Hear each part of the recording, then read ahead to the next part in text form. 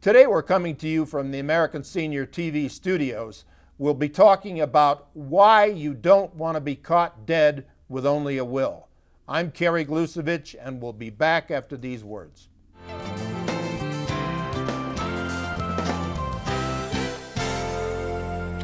Welcome back to American Senior TV. I'm Kerry Glusovich. Well, we'd like to welcome Bradley B. Anderson, practicing primarily in estate planning. Welcome, Bradley. Thank you. Glad to be here. Appreciate you coming by. I guess the first thing to discuss is why don't we want to be caught dead with only a will? Well, let me be clear on a couple of issues. First of all, some people will choose a will, and a will is probably better than choosing nothing at all, because at least you've been able to name those people who will be managing the affairs of your estate and who will be receiving the estate. But most people that we talk to also want to avoid probate, and wills are intended to go through probate. So probate's a very lengthy, expensive legal process that has to be done through the courts, and there are ways to avoid having to do that and still come out with the results that you wanted when you thought about setting up a will.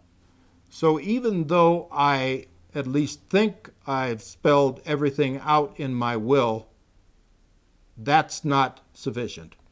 It's not sufficient if you want to save your estate. The expenses, the time that it takes, and the unnecessary problems that are associated with taking the estate through the probate process. Okay. And the fact is, if I don't have much money, or I don't feel I have much of an estate, will I still need a will and a probate?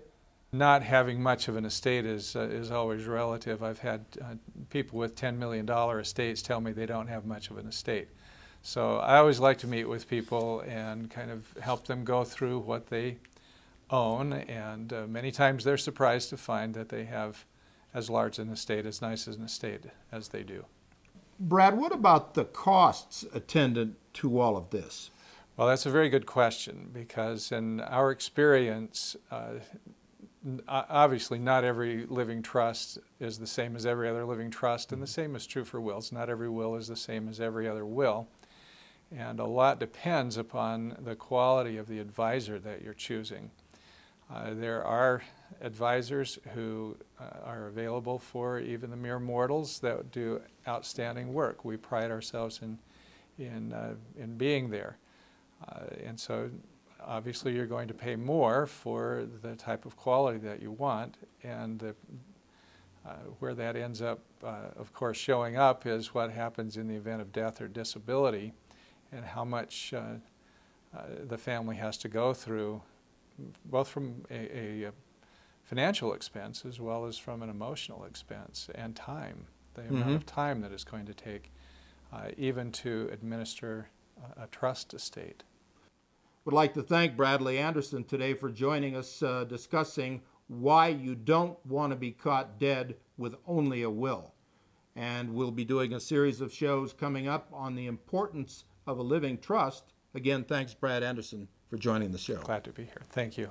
I'm Kerry Glusovich for American Senior TV. We'll see you next time.